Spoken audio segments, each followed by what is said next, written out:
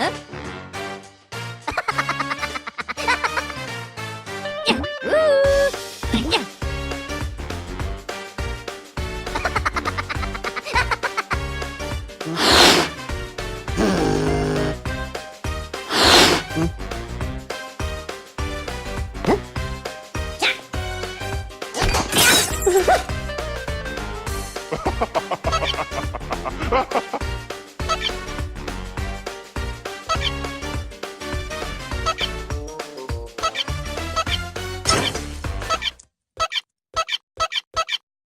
Bon matin tout le monde, comment ça va? C'est un matin spécial, donc je vous salue, que vous soyez à Laval, que vous soyez à Terrebonne, qui nous suivez. L'Église de Portail, il y a environ 8 mois, nous sommes devenus multisites. C'est quoi?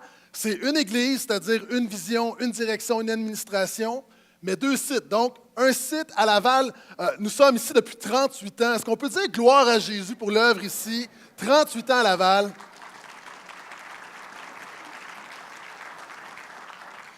Et depuis 8 mois à Terrebonne.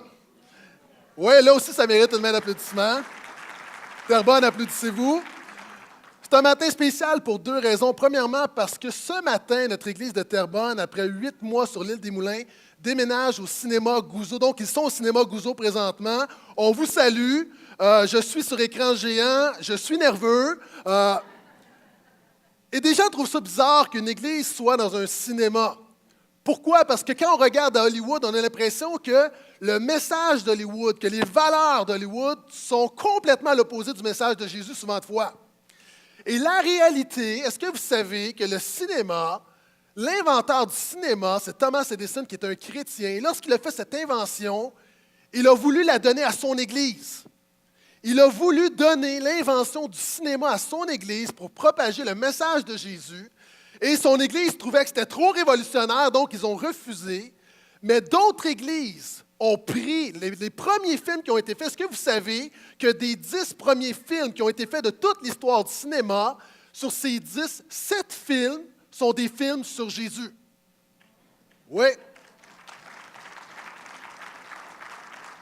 Donc, ce matin, ce n'est pas bizarre, c'est juste dans l'ordre des choses et je pense qu'il y a quelque part une restauration du plan de Dieu de voir des gens qui utilisent des facilités du cinéma pour communiquer le message de Jésus. Est-ce que je peux entendre à Terrebonne et à Laval un grand amen à ça? Et c'est un matin spécial parce que c'est le lancement de notre vision direction 2014-2015. Une vision, c'est quoi? C'est quoi notre mot d'ordre? C'est quoi nos objectifs pour les prochains mois? Et quand on pense à vision, souvent on s'attend à quelque chose de « wow ». Je vais vous donner un exemple. Il y a quelques temps, vous savez, on fait des courses, souvent des épreuves où il faut monter des murs, il faut ramper sous des barbelés. Et il y avait une épreuve où je devais traverser une mare de boue sur une petite planche de bois. Et vous savez, la synchronisation, la flexibilité ne sont pas mes forces. Moi, je suis très bon pour faire une chose à la fois. Et là, j'étais sur la petite planche, puis il y a de la boue partout, puis je voyais des gens tomber. Et je me disais, la seule manière que tu vas traverser, c'est si tu te concentres sur ton prochain pas. Et là, je faisais un pas à la fois, parce que vous savez, moi et la gymnastique, c'est 2 choses. Et tout à coup, j'entends un genre de... Et là, je vois du coin de l'œil une espèce d'engin téléguidé dans le ciel.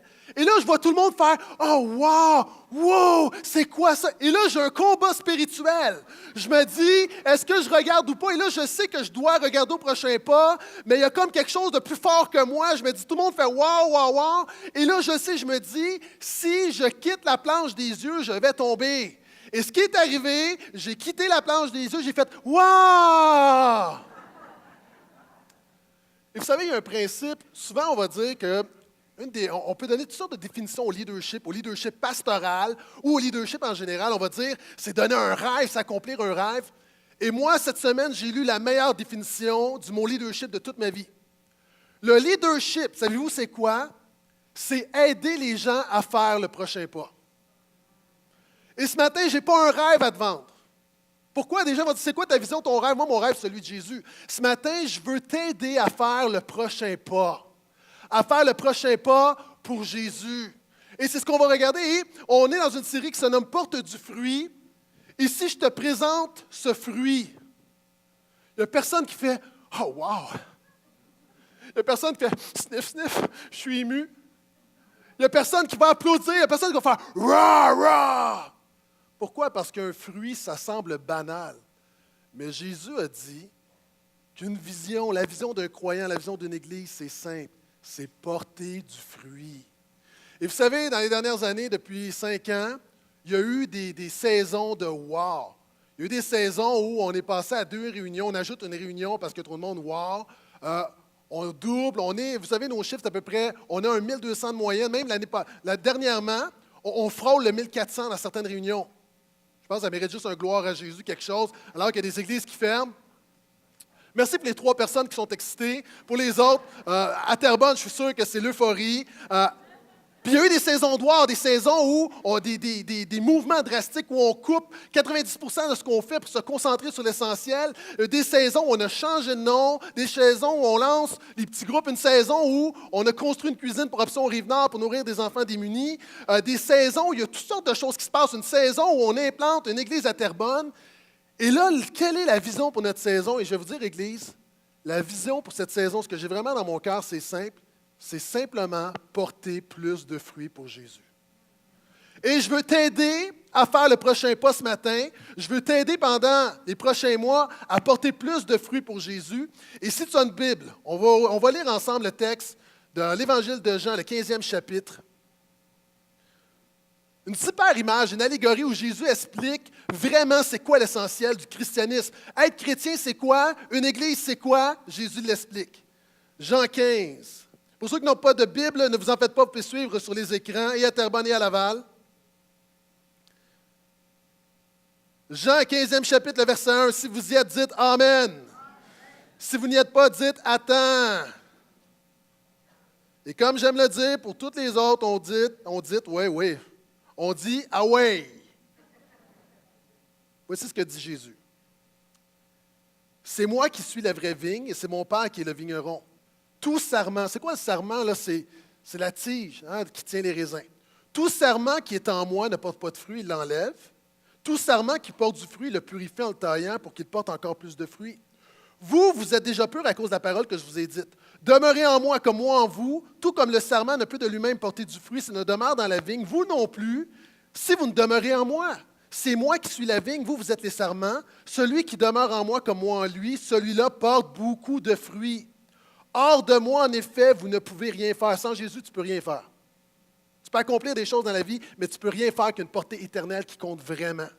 Si quelqu'un ne demeure pas en moi, il est jeté dehors comme le sarment, il se dessèche. On ramasse les sarments et on les jette au feu et ils brûlent. Si vous demeurez en moi et que mes paroles demeurent en vous, demandez tout ce que vous voudrez et cela vous arrivera. Verset 8 qui est la clé ce matin.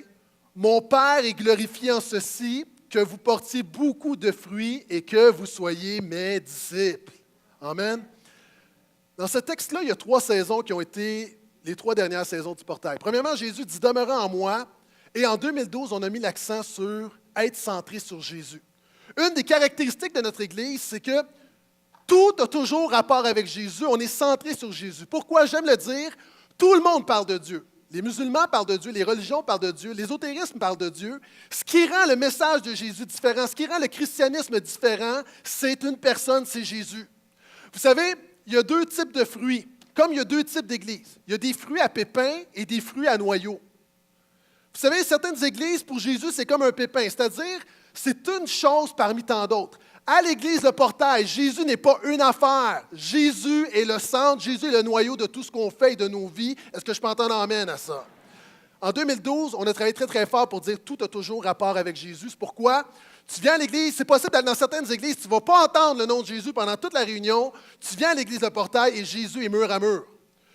L'année passée, 2013, ça a été l'année qu'on a appelée l'année Focus. Jésus dit que dans la vigne du Père, quelquefois, avant de porter du fruit, tu dois tailler, tu dois émonder, tu dois couper. Et une église avec de l'histoire comme la nôtre, avec plein d'événements, plein de projets, plein de ministères, on a réalisé qu'il y avait des choses qui étaient bonnes, mais on devait couper de bonnes choses pour se concentrer sur de meilleures choses. Maintenant, je sens dans mon cœur que cette année 2014, pour la prochaine année, nous sommes dans l'étape de porter beaucoup de fruits. Je sens, et l'Église, une Église qui porte du fruit, c'est quoi? C'est des gens qui portent du fruit. L'Église n'est jamais plus que ta propre vie. Ce matin, je veux vraiment t'encourager, je veux t'aider à porter du fruit dans la prochaine année. J'ai beaucoup enseigné sur porter du fruit. Maintenant, ce matin, je vais te donner du concret. Comment porter du fruit? Regardez ce que Jésus dit. Jésus dit, le Père est glorifié, c'est-à-dire le Père prend plaisir, le Père est élevé, Dieu est loué. Comment? Quand tu portes beaucoup de fruits. Puis c'est quoi porter beaucoup de fruits? Jésus dit, c'est d'être mes disciples. Vous savez, Jésus n'est pas venu pour faire des croyants, n'est pas venu pour faire des religieux, n'est pas venu pour faire des fanatiques. Jésus est venu pour faire des disciples. C'est quoi un disciple? C'est quelqu'un qui suit Jésus. Maintenant, on va parler concrètement ce matin. Je sais qu'il y a des gens qui nous visitent et je vais donner une image du christianisme. C'est quoi un disciple de Jésus? On a vu dans les semaines dernières, c'est quelqu'un qui a la vie de Jésus, c'est quelqu'un qui vit véritablement quelque chose avec Jésus, c'est une expérience authentique. Mais il y a des fruits. Jésus a dit, tu vas reconnaître un arbre à ses fruits. Maintenant, c'est quoi les fruits d'un disciple? Il y en a 10 rapidement que je te donne. Un disciple de Jésus s'engage publiquement à suivre Jésus. Un disciple de Jésus n'a pas honte de Jésus. Un disciple de Jésus dirige sa vie en fonction de la parole de Dieu et sous l'influence du Saint-Esprit. Si vous le croyez, dites Amen. Un disciple de Jésus a une vie de prière quotidienne. Un disciple aime parler à Jésus. Un disciple de Jésus recherche constamment la pureté. Merci pour une personne qui a dit Amen. Un disciple de Jésus est responsable dans sa famille. Quels sont ceux qui croient être chrétien? Ce n'est pas juste à l'église, c'est dans ton foyer. Un disciple de Jésus est fidèle à son église locale et le pasteur principal dit Amen. Un disciple de Jésus a régulièrement des relations spirituelles avec d'autres croyants. Un disciple de Jésus sert concrètement Dieu et les hommes. Un disciple de Jésus est généreux et gère bien son argent. Et un disciple de Jésus partage efficacement sa foi. Est-ce que je peux entendre Amen à tout ça? Maintenant, est-ce qu'on est d'accord que ça, c'est un disciple de Jésus? Puis souvent, c'est une image abstraite, mais c'est concret. Ici, il te manque plusieurs éléments là-dedans. Tu peux t'appeler chrétien, mais tu n'es pas un disciple de Jésus. Je ne te le dis pas pour te condamner, mais pour te faire réaliser que suivre Jésus, il doit y avoir du résultat, il doit y avoir des actions, tu dois poser des gestes. Ça ne peut pas seulement rester une théorie, ça doit être une pratique. Et ce matin, je veux t'aider. Vous savez, on a parlé que porter du fruit, c'est être un chrétien confirmé, c'est-à-dire c'est la preuve extérieure d'une réalité intérieure. On a vu que porter du fruit, c'est un caractère changé. On a vu que porter du fruit, c'est un comportement corrigé. Maintenant, ce matin, je veux t'enseigner que porter du fruit, c'est un christianisme cultivé. La semaine passée, on m'a dit qu'il y avait, sur la 640, il y avait déjà du trafic à Lorraine jusqu'à Saint-Joseph-du-Lac pour aller aux pommes. Saint-Joseph-du-Lac, présentement, c'est le réveil, c'est la récolte, c'est la bonne saison. Et tout le monde veut être là dans la bonne saison. Tout le monde veut être dans une église dans une bonne saison. Tout le monde dans sa vie veut une bonne saison. Souvent, les gens comprennent le principe de la récolte. On veut récolter. On peut comprendre également le principe de la semence. Mais est-ce qu'on réalise que pour un mois où il y a la foule à Saint-Joseph-du-Lac, il y a 12 mois où des hommes et des femmes cultivent et travaillent dans l'ombre? Maintenant, si tu veux une saison de récolte dans ta vie, tu dois comprendre qu'il y a plusieurs saisons de cultivation, de culture. Je vais à l'université après tout. Tu dois cultiver. Et là, je sens que je vais avoir de la misère ce matin avec ce mot-là. Là, une fois, c'est parti. Puis, tu dois cultiver. Il y a des choses dans l'ombre. Et on va regarder ensemble. Vous savez, beaucoup d'églises sont des centres d'enseignement, alors que les croyants ont plutôt besoin de centres d'entraînement.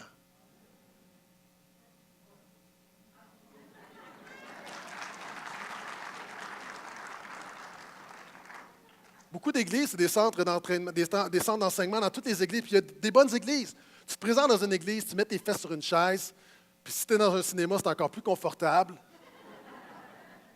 Et là, il y a un pasteur qui va prêcher un prêtre, peu importe où tu vas, puis la réalité, c'est pas ça qu'on a besoin. On a besoin d'un centre d'entraînement. Puis ce matin, j'ai un programme d'entraînement pour toi. J'ai un programme d'entraînement pour toi. Je te demande de te lever. Là, les gens, wow, il est sérieux. Oui, levons-nous. À Terrebonne, est-ce que tu peux te lever également? OK, on va s'étirer un petit peu. OK, on est venu pour bouger. Puis tu as le droit de faire un petit move à la Rocky si tu veux. OK? OK, tu peux te rasseoir.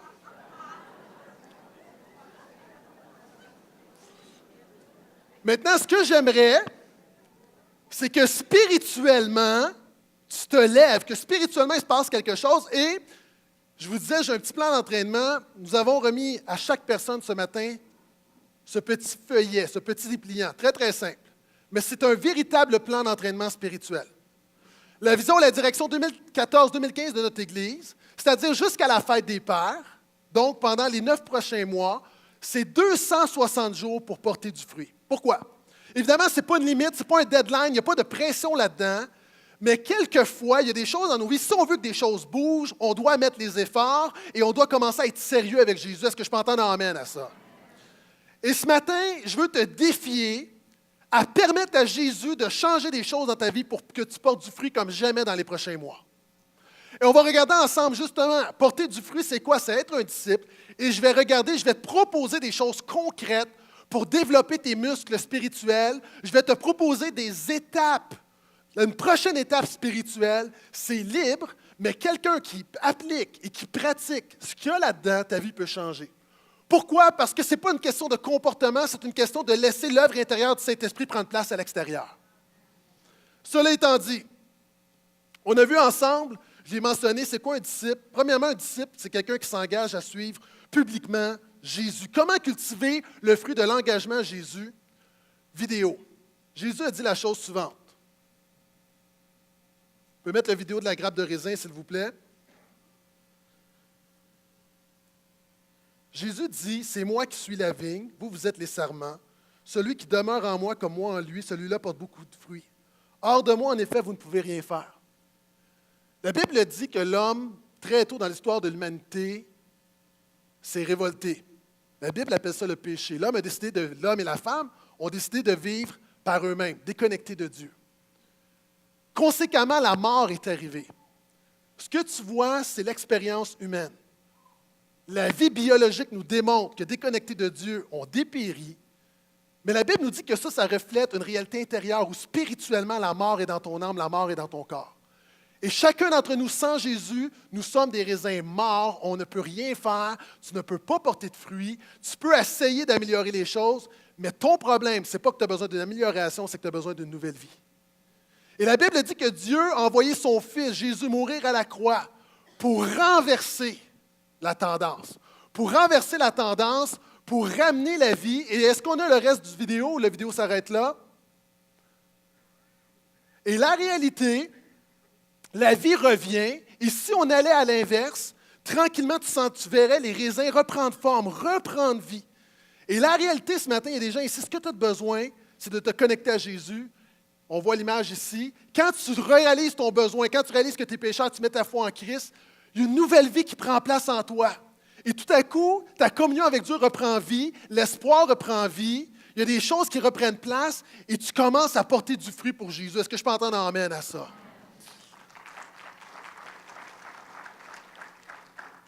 Ça, c'est l'expérience que Jésus a pour chaque personne. Mais ça commence, il y a des gens ici, ta première étape avant de porter du fruit, c'est de réaliser que tu as besoin de te reconnecter à Jésus. Tu as besoin de réaliser que tu as un problème. Tu as besoin, et chacun d'entre nous, nous l'avons vécu, tous les chrétiens qui peuvent se lever, qui se lèveraient ici ce matin pourraient dire, et à Terrebonne pourraient dire, un jour j'ai vécu cette expérience où j'ai mis ma foi en Jésus, puis il y a des choses qui ont repris vie en moi. Pourquoi? Parce que Jésus est le Seigneur de la vie. Hors de Jésus, il n'y a pas de vie. Tu peux avoir une vie humaine, tu peux accomplir des choses, mais la véritable vie spirituelle, abondante, éternelle n'est qu'en Jésus. Puis il y a des gens, encore une fois, ta première étape, c'est de prendre position publiquement pour Jésus.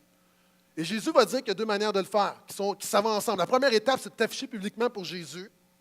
Donc, est-ce que tu peux, j'ai décidé publiquement de suivre Jésus à cette date. Est-ce qu'il y a une date, tu peux dire, moi, j'ai commencé à suivre Jésus? C'est une décision. Deuxième étape, Jésus dit, tu passes par le baptême. La semaine prochaine, je vous invite tous, on a plusieurs personnes qui vont se faire baptiser. On n'est pas loin d'une trentaine de personnes du portail qui vont se faire baptiser la semaine prochaine. Oui, c'est le matin où on peut applaudir. Donc, il y a des gens ici, dans la prochaine année, dans les prochains mois, tu dois prendre la décision de passer dans les eaux du baptême. Pourquoi? Encore une fois, je répète, il y a des gens, vous l'avez entendu, mais des gens qui l'entendent pour la première fois. Le baptême, c'est quoi? C'est le symbole extérieur d'une œuvre intérieure. Et c'est vraiment important. Est-ce que je peux entendre un autre amen? OK, un disciple de Jésus dirige sa vie en fonction de la parole de Dieu et sous l'influence du Saint-Esprit. Jésus dit que lorsque tu mets ta foi en Jésus, le Saint-Esprit vient en toi Et le Saint-Esprit va te rappeler quotidiennement le message de Jésus. Et le message de Jésus est dans la Bible. Maintenant, comment cultiver le fruit de la parole de Dieu? Comment cultiver le fruit de la Bible? J'ai une autre vidéo pour vous ce matin, pour vous mettre en contexte. Tout le monde en parle. La semaine dernière, il y a un artiste bien connu, Mario Pescia, qui parle à un moment donné de sa foi. Puis on veut un peu le coincer en disant, tu lis la Bible. Et voyez un peu la discussion, l'échange qu'il y a eu sur le plateau. En 2012, tu as sorti ton autobiographie intitulée Le Sommeur. En plus de raconter ton parcours d'homme et d'artiste, tu y consacres un chapitre sur ta foi religieuse et ta spiritualité. Je te cite. On va sûrement me critiquer parce que j'affirme mes convictions profondes et parce que j'annonce mes vraies valeurs. Est-ce qu'on t'a sûrement critiqué? Non, finalement. Ça a passé dans le bar? Je m'attendais que ça allait être pire que ça, mais oui. Pourquoi tu t'attendais à ça? Ben parce que c'est pas la mode. Oui, mais c'est personnel, c'est des choses... Oui, c'est clair, mais c'est comme si c'était pas actuel. Tu sais, aujourd'hui, je trouve que tout va à l'encontre de ça. Là, t'es quoi? T'es catholique, là? Tu vas à l'église? Ben non, je vais pas nécessairement... Je suis chrétien. Chrétien. Je vais pas nécessairement à l'église. Je devrais, mais je lis croyant. la Bible encore. Qu'est-ce que ça t'apporte, la Bible? Ça m'apaise. On puise tout plein de sagesse et tout plein d'expériences de vie là-dedans, et on se rend compte aussi que c'est actuel plus que jamais. Mais j'ai-tu le droit d'en revenir? Je trouve ça assez beau que tu dises que tu lis la Bible. Oui, c'est vrai que c'est pas des choses qu'on entend souvent, puis pourquoi pas? C'est une très belle œuvre. Ben oui, Mais oui, c'est vrai qu'on n'en parle pas jamais de spiritualité. C'est pas... Mais peut-être, est-ce que j'avais pas peut-être tort de penser que ça pouvait être mal perçu, alors que ça n'avait pas été du tout? Mais moi, les croyants, je suis jaloux des croyants. Je suis pas croyant, mais j'aimerais ça l'être. T'es jaloux? Oui. Ouais. Non, je veux dire, on dit que c'est un don, la foi. Oui, ouais. Moi, j'aimerais ça. C'est beaucoup plus sécurisant d'être croyant, me semble. Tu dis, je m'en vais au ciel, moi, là, ça va être Ah, extraordinaire. mais si tu te mets à lire la Bible, peut-être tu vas devenir croyant. C'est drôle, ça peut l'histoire. être sécurisant comme ça peut être insécurisant, en fait, hein, parce qu'il y a tellement de dogmes qui peuvent aussi te faire peur. C'est intéressant, hein? On parle de la Bible et souvent même il y a des croyants. Tu dis, ouais, mais moi, là, je crois que la Bible est la parole de Dieu, mais ta vie démontre le contraire, tu ne la lis pas. Est-ce que ça peut être une bonne chose de dire dans la prochaine année, dans les prochains mois, je vais lire la Bible? Et peut-être une étape, c'est de dire, et regarde ici, là, je m'engage à lire combien de chapitres par jour de la parole de Dieu? Si tu lis un chapitre par jour, hey, les choses sont bien faites. Est-ce que tu sais, on parle de cette vision 2013, de 2014-2015, il y a 260 jours jusqu'à la fête des Pères, OK? C'est notre objectif. Est-ce que tu sais, il y a combien de chapitres dans le Nouveau Testament? 260. Si tu lis un chapitre par jour, jusqu'à la fête des Pères, tu vas avoir passé au travers le Nouveau Testament, tu vas avoir lu le message de Jésus, ta vie va être transformée. Donc, rends-toi service, commence à lire la Bible. Amen. Si tu n'as pas de Bible, on en donne ici, et à Laval, et à Terrebonne. Si tu es un chrétien d'expérience, achète-toi une Bible. Mais si tu veux porter du fruit, lisons la parole de Dieu pour que le fruit de la parole de Dieu puisse être cultivé dans nos vies. Amen. Il y a le fruit de la prière. Un disciple de Jésus prie régulièrement. Comment cultiver ta vie de prière? Quel est l'homme le plus important, le plus influent au monde? L'homme. Barack Obama. Merci pour tous les gens qui suivent la politique étrangère. C'est Barack Obama. Imagine si Barack te dit, moi, je suis prêt à passer 15 minutes par jour avec toi pour te parler de mes projets et pour t'entendre. Wow, quelle influence! Je veux juste dire qu'il y a quelqu'un de plus important et de plus influent que Barack Obama qui veut passer 15 minutes par jour. Je vais y arriver, et c'est Jésus.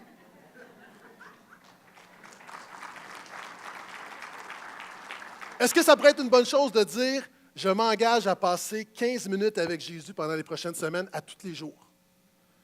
Et quand tu as un rendez-vous important, qu'est-ce que tu fais? Tu le notes. Pourquoi pas prendre un rendez-vous avec Jésus à tous les jours?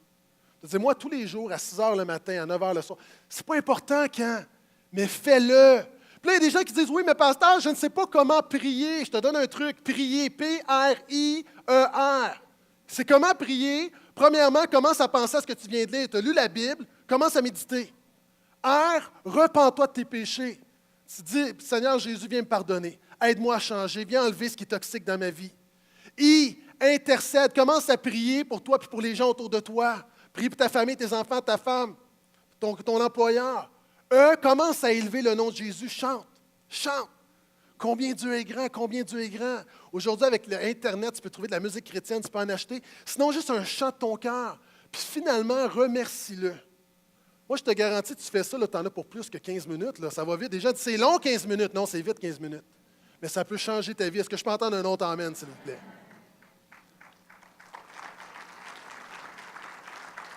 Je fais rapidement. Un disciple de Jésus recherche constamment la pureté. Jésus donne l'image que lorsque, par exemple, tu as un arbre, tu dois le tailler parce que si tu laisses sa nature sauvage se développer, il y a des choses toxiques, tu dois enlever les feuilles mortes, tu dois faire le ménage. Et un disciple de Jésus veut que Jésus fasse le ménage dans sa vie. Pourquoi souvent de fois le problème, savez-vous pourquoi est-ce qu'on ne porte pas beaucoup de fruits? Parce qu'il y a des péchés qui mangent le fruit dans nos vies. Il y a du monde ici, lesquels sont ceux, tu vas à l'épicerie, tu prends un sac de raisins qui est plein, et lorsque tu arrives à la caisse, il est rendu à moitié vide. Et il y a des gens comme ça, tu commences ta semaine, tu commences une période, il y a comme beaucoup de fruits dans ta vie, mais tu permets au péché de manger le fruit dans ta vie. Une des choses, si tu veux grandir, il y a des gens qui disent, je veux plus de fruits, je veux plus de fruits, je veux plus de résultats, je veux plus de vie de Jésus. Tu as besoin de commencer à t'attaquer à ce qui vient attaquer la vie de Jésus en toi. Tout le monde ici, il n'y a personne de parfait, tout le monde, on lutte avec des affaires. On lutte, on a des défis. Maintenant, est-ce que ça peut être une idée de t'asseoir, de regarder quel est ton plus grand défi, quel est le plus grand comportement toxique dans ta vie et de dire ça, là, dans la prochaine année, par la grâce de Jésus, je veux qu'il me libère de ça, je veux marcher dans la liberté, puis je veux que la vie de Jésus vienne prendre place. Il y a plein de choses, ça peut être l'inquiétude. Ça peut être, peut-être tu bois trop, ça peut être la pornographie, ça peut être juste une relation toxique. Puis ici, je te donne un truc, OK? Pourquoi, pendant la prochaine année, je vais faire l'effort, par la grâce de Dieu, de vaincre ce péché? C'est quoi faire l'effort? Bien, premièrement, évite le péché. Si tu luttes avec l'inquiétude, vous savez, ça commence toujours avec une petite semence, enlève la semence, refuse de jongler à ça. Deuxièmement, ferme la tentation. Tu luttes avec la pornographie, tu ne restes pas devant ton ordinateur, tu fermes l'ordinateur. Je donne des exemples classiques. Focus sur Jésus, parce que c'est par lui que tu vas réussir. Ouvre les promesses, commence. Et là, tu vas avoir lu la Bible, tu lis un chapitre par jour maintenant. Donc, tu vas commencer à avoir des promesses de Dieu. Au lieu d'être inquiet, tu vas commencer à citer des promesses où Dieu dit qu'il pourvoit à tes besoins, qu'il s'occupe de toi, qu'il te donne la paix, qu'il te donne la joie, qu'il te donne la victoire. Et tranquillement, il y a des choses qui vont changer. Oh, tu continues. Tu ouvres les promesses de Dieu. R, tu te réjouis de ta victoire parce que déjà, par ta foi en Jésus, Jésus est plus fort que ton péché. Puis T, tiens-toi occupé. J'ai déjà enseigné ça en détail, tu peux retrouver ça. Mais dans la prochaine année, de dire, je vais m'attaquer consciemment à des choses toxiques dans ma vie. Cinquièmement, un disciple de Jésus est responsable pour sa famille. Comment cultiver le fruit de la responsabilité familiale? J'aime beaucoup cette histoire, à un moment donné, d'un couple. Ça fait 15 ans qu'ils sont mariés. Ça ne va pas bien. Des chicanes à tous les jours. Vous savez, souvent, le plus grand défi dans une famille, le plus grand défi dans un couple, il y a des crises, mais souvent, ce n'est pas les crises, c'est simplement la banalité du quotidien. Et à un moment donné, ils ont lu une histoire, puis ils se disent, bon, ce qu'on va faire, on va chacun avoir une boîte, et on va prendre un petit papier, puis à chaque fois qu'on va avoir une critique, on va reprocher quelque chose à l'autre, au lieu de chicaner, on va l'écrire dans la boîte. Donc, madame a sa boîte, monsieur a sa boîte, et là, à un moment donné, là, les crayons se font aller, puis on écrit, ça donne un petit papier comme ça. Puis à un moment donné, après un mois, décide d'ouvrir la boîte pour régler leurs différends avec un certain recul. Et là, le monsieur rouvre le premier papier. Pas nettoyer tes poils de barbe, lavabo, salle de bain. Pas mis ta vaisselle dans le lave-vaisselle. Pas avoir nettoyé la pâte à dents dans le fond du lavabo. Laisser traîner tes bas sales. Ça sent le vécu ici, hein? Laisser tes miettes de toast sur le comptoir. Et là, il y a plein de choses comme ça. Et là, l'homme dit, ouais, OK. Et là, il dit, OK, chérie, c'est à ton tour. Fait que lui, il lui donne la boîte de tous ces petits papiers. Et là, la madame, il y a un paquet de papiers, la boîte, elle déborde. Premier papier, c'est écrit, je t'aime. Deuxième papier, je t'aime. Troisième papier, je t'aime. Quatrième, vous riez moins, hein? Quatrième papier, je t'aime. Au lieu de s'arrêter aux irritations, il s'arrête au fait qu'il l'aime puis qu'il va passer par-dessus tout ça. Maintenant, le point, et j'arrive dans du concret, chacun d'entre nous, on a des familles. Soit qu'on vit avec une famille ou on a une famille. Pour porter du fruit dans les prochains mois, une chose que je veux, je peux et que je vais améliorer dans mon foyer. Il y a des gens, justement, c'est peut-être d'arrêter de chicaner sur des banalités. Il y a des gens ici, là, dans la prochaine année, tu dois dire, moi, là, mon défi, c'est de lâcher prise. D'autres, c'est peut-être de dire, on va commencer à prier ensemble. D'autres, peut-être, ton défi, c'est de dire, hey, je vais la marier. Après tout, je vais la marier. J'ai des enfants avec, je vais la marier, je vais faire quelque chose, on va mettre un fondement spirituel. D'autres, c'est de dire, nous, là, on va bannir le mot divorce pendant les prochains mois. Souvent, là, on en parle, tu ne peux pas continuellement parler de divorce et t'attendre que Jésus va restaurer ton mariage. D'autres, c'est de dire, on va aller chercher de l'aide. D'autres, c'est peut-être juste de prendre un temps, soirée romantique. Ou, avec des enfants, de dire, prendre un temps avec les enfants. Peut-être que certaines familles, certains pères, certaines mères, peut-être que vous êtes monoparental, c'est de dire, OK, je vais établir certaines règles. À un moment donné, il y a des choses qu'on doit arranger. Peut-être que vous êtes célibataire. Peut-être que votre manière de porter du fruit dans la prochaine année, c'est de dire, puis je le dis avec beaucoup de respect, mais je vais arrêter de penser que mon bonheur dépend d'une personne qui pourrait peut-être ne jamais venir. Hein? Peut-être de dire, vous êtes célibataire, ce n'est pas une maladie. Okay? Ce n'est pas une maladie, c'est une réalité. Puis c'est légitime de vouloir que Dieu vous amène quelqu'un, mais en même temps, c'est dans un état dans lequel vous êtes. Et Jésus, vous n'êtes pas d'une demi-personne. Jésus peut se servir pleinement de vous et peut être pleinement heureux. Et si quelqu'un vient, gloire à Dieu, mais si personne ne vient, sachez que votre vie compte et que vous pouvez faire la différence. Et peut-être ça peut être une manière, dans les prochains mois, de dire, Seigneur, mon bonheur est en toi et non pas dans une autre personne.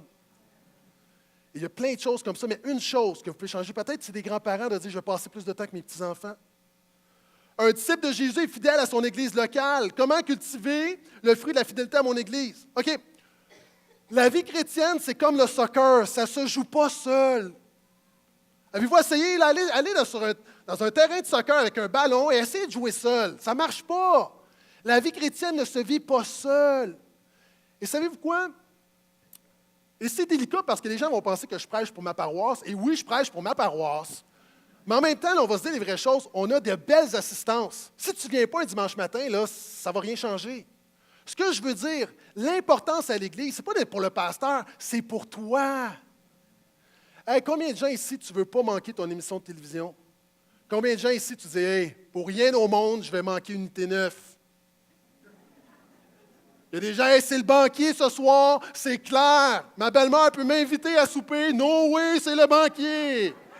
Et Piqué est là en plus. Des gens, là, 24 heures chrono, tu ne veux pas manquer. Et souvent de fois, on est plus fidèle à nos émissions de télévision qu'à notre église locale. Vous savez, d'ici la fête des pères, quand on regarde et on compte le nombre de dimanches, il y a 37 dimanches. Et là, je parle à des gens qui sont convaincus, là. Il y a 37 dimanches. Vous savez, il y a une réalité, il y a des gens, peut-être tu viens une fois par mois, bravo. J'ai commencé quand je donnais ma vie à Jésus. Peut-être que ton défi, c'est de dire, Seigneur, je veux me rapprocher de toi, j'ai besoin de plus entendre ta parole, j'ai besoin d'être plus entouré de croyants. Peut-être que ton défi, c'est de venir aux 2 semaines. Peut-être qu'il y a des gens ici, c'est de dire, hey, je viens, je manque peut-être aux 3 semaines, un mois, mais je vais être fidèle, je vais être là toutes les semaines. Il y a des gens ici, même des chrétiens d'expérience, on est dans une culture où, à un moment donné, on peut devenir blasé, puis on manque. Sur 37 prochains dimanches, on va peut-être en manquer 8, 9. Mais il y a une réalité. Si Jésus est réel et si son Église est réelle et si ma foi est réelle, l'Église, c'est important dimanche matin. Est-ce que je peux entendre un amen à ça? Donc, et c'est un défi personnel. C'est à toi de déterminer. Mais si tu veux porter du fruit, vous savez, je n'ai jamais vu un chrétien fort hors de l'Église. Jamais, jamais, je n'ai vu un chrétien solide. Jamais, jamais un chrétien solide, rempli de l'Esprit de Dieu, qui suit pleinement Jésus, je ne l'ai jamais vu hors de l'Église. Ça n'existe pas. Pourquoi? Parce que tu as besoin des autres. Amen? Je fais rapidement. Un disciple de Jésus a régulièrement des relations spirituelles avec d'autres croyants. Comment cultiver le fruit des relations fraternelles et spirituelles? Des petits groupes. Et je vais faire rapidement là-dessus, j'ai un petit témoignage. Nous, à l'Église, on a établi il y a environ 1 an et demi des petits groupes où, à toutes les semaines, des croyants se réunissent, une dizaine de croyants dans les maisons, pour échanger, prier les uns pour les autres, partager sur la Bible, se conseiller les uns les autres. Juste un moment, ça dure 1 heure, puis il y a quelque chose qui prend place. Et quand je vous disais souvent, oui, une émission qu'on ne veut pas manquer, mais il y a des gens ici, votre petit groupe, vous ne voulez pas le manquer. Et il y a quelqu'un qui nous a envoyé un message ici. La personne écrit, c'est ma première expérience dans un petit groupe. Je dois vous dire que je suis stupéfait des bienfaits des petits groupes. Après seulement 3 semaines, je réalise déjà la portée de la bénédiction. C'est une excellente façon de garder le focus sur la Bible et Jésus, tout en appliquant le principe de l'entraide et de la prière les uns pour les autres. Je crois sincèrement que c'est un outil essentiel à notre croissance spirituelle et sans vouloir en faire un cliché, c'est une opportunité en or de porter du fruit. Merci et félicitations pour ce ministère. Amen. Donc, peut-être que ton défi, ça va être, hey, cette année, là, j'en entends parler depuis un bon bout des petits groupes, je vais l'essayer. Donc, mon petit groupe se réunit. Choisis-toi un petit groupe, il y en a partout. Il y a une table à l'arrière, va les voir. À Terrebonne, tu peux t'informer, ça peut se faire en ligne, mais joins-toi un petit groupe, c'est une manière de porter plus de fruits. Est-ce que je peux entendre un autre amen pour le même prix? Huitièmement, un disciple de Jésus sert concrètement Dieu et les hommes. Comment cultiver le fruit du service? OK, j'ai parlé de Piqué. Piqué a dit quelque chose de très intéressant à l'émission En mode Salvaille cette semaine. Lorsque Salvaille lui a demandé, est-ce que ton contrat de plusieurs dizaines de millions de dollars a suscité de la jalousie? A suscité de la jalousie parmi tes collègues? Voici la réponse de Piqué. I think, first of all, it's a blessing. Not everybody gets the opportunity to have a long-term contract, and not everybody gets to have that opportunity in Montreal. So for me, it's a responsibility now to do the best that I can to help the team win and to just do my part. And to try to encourage my teammates to try to win a championship. That's what you want. Do you feel some jealousy from other players sometimes? Oh, you know what? When you pray for the rain, you have to also understand comes the mud, and there's... Ben, ça, c'est prophétique, là. Prophète Piqué.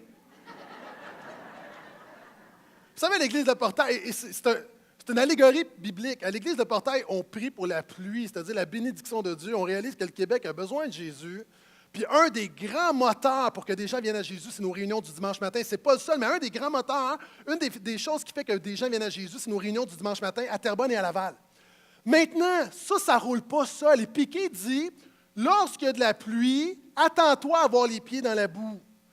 Maintenant, c'est bien de prier pour la pluie, mais on a besoin d'hommes et de femmes qui servent les pieds dans la boue. Dis Amen, s'il te plaît. Donc, encore une fois, j'ai rarement vu un chrétien solide qui ne servait pas quelque part dans son Église. Et les gens vont dire, oui, mais pourquoi l'implication dans l'Église? Ce qui est bien, moi, avant d'être un prédicateur, d'enseigner à des foules, là, j'ai appris à nettoyer des toilettes, à ramasser des papiers, puis j'étais aussi béni à l'époque qu'aujourd'hui. Savez-vous pourquoi? Parce que c'est un bonheur de participer à quelque chose qui te dépasse, à une cause qui est plus grande que toi. Et peu importe ce que tu fais, si tu le fais pour Jésus, tu contribues à l'avancement de la cause de Jésus. Donc, et ça, c'est partout, c'est dans le stationnement, c'est à l'accueil, c'est avec nos enfants, c'est partout, sécurité. Et une église comme la nôtre, on a toujours besoin de serviteurs. Puis je ne veux pas le faire en disant « Impliquez-vous, on a besoin d'aide ». Non, c'est une faveur qu'on te fait de participer à quelque chose qui te dépasse au nom de Jésus. Est-ce que je peux entendre un autre amen? Là aussi, on a des tables. Pendant la prochaine année, il y a des gens, tu t'es joint à l'église il y a quelque temps, c'est le temps de commencer à servir. Tu n'es pas obligé de le faire. Mais rends-toi service, commence à servir. C'est une manière de porter plus de fruits. Je continue. Un disciple de Jésus est généreux et gère bien son argent. Là, j'entends des gens faire « Bouh! » Comment cultiver le fruit de la générosité? OK, il y a un homme qui meurt, et c'est une blague en passant. OK? Ceux qui nous visitent pour la première fois, ce n'est pas dans la Bible. OK? Il y a un homme qui meurt, mais il y a une illustration derrière ça. Il y a un homme qui meurt, il arrive au ciel. Et là, Saint-Pierre lui dit, viens, je vais te montrer où tu vas habiter pour l'éternité. Et là, il se promène dans les rues en or. Et là, il y a des châteaux incroyables, des manoirs incroyables. Puis là, l'homme, il est là, wow! Et là, finalement, ils arrivent au bout d'une rue. Et là, il y a un cabanon. Puis là, Saint-Pierre lui dit, c'est là que tu vas rester pour l'éternité. Et là, l'homme dit, ben là, voyons donc, il y a des manoirs incroyables. Puis moi, je vais être là pour l'éternité. Comment ça se fait, Saint-Pierre? Et Saint-Pierre de lui répondre, c'est tout ce que j'ai pu faire avec l'argent que tu nous as envoyé.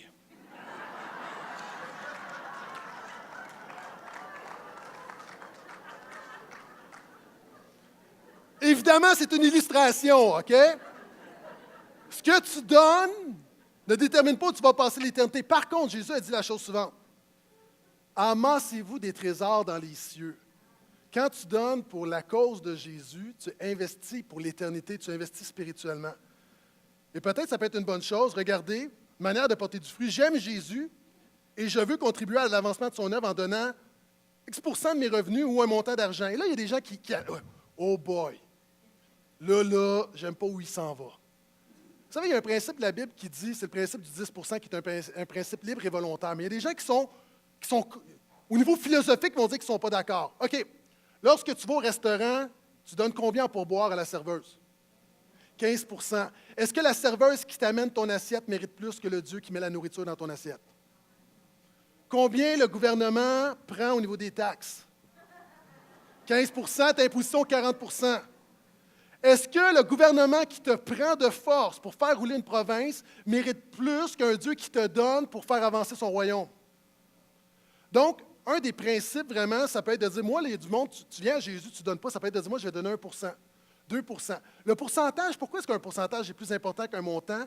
Parce que si tu fais 150 000 par année, puis que tu donnes 1 000 par année, puis que tu travailles au salaire minimum, puis que tu fais 20 000 par année, puis tu donnes 1 000 celui qui a un faible salaire, qui donne le 1 000 est-ce qu'on s'entend que son 1 000 va beaucoup plus loin que celui qui a les moyens de le faire? Donc, aux yeux de Dieu, ce n'est pas une question de montant, c'est une question de cœur. C'est vraiment important. Et il y a des gens ici, tu n'es même pas rendu là. Moi, je veux juste t'encourager, si tu aimes cette Église, si tu aimes Jésus, juste de dire, moi, dans la prochaine année, je ne donne pas, mais je vais juste commencer à donner. Fais penser à cette histoire d'un homme, à un moment donné, qui sort de l'Église, puis il se plaint dans la voiture, puis il dit, ça n'a pas d'allure ce matin, le ministère des enfants, on attendait, c'était long, la louange, le son était fort, le pasteur a prêché longtemps, puis je te dis qu'un matin, là, puis dans le stationnement, on ne m'a pas fait un sourire, puis... Là, le petit garçon, il dit, papa, il dit, j'ai vu, là, dans l'offrande, tu as donné combien?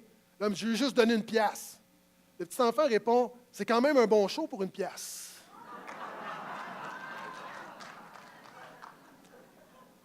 Si tout le monde donnait 1 $ de plus, on fait une différence pour Jésus, là. Puis là, des gens, vous êtes à Terrebonne. C'est quand la dernière fois que tu es rentré gratuitement au cinéma?